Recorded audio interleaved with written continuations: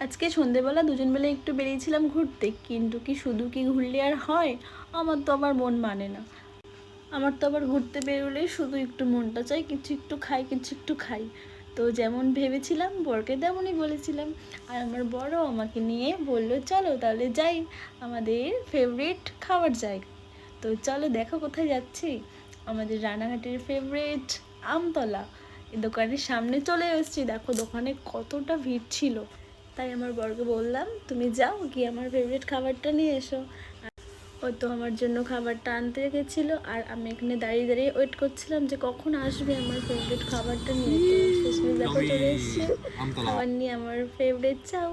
আর আমি বলছিলাম যে চাও তো রেডি, এবার চলো যাওয়া যাক বাড়ি। তো বাড়িতে গিয়ে একেবারে দেখাচ্ছি তোমাদেরকে। তো দেখো বাড়ি চলে এসেছি। আমার বরকে দেখাচ্ছিলাম খাবে খাবে, মাকে বলছিলাম, আমার ছেলেকে বলছিলাম, ছেলে বলছে তুমি খাও।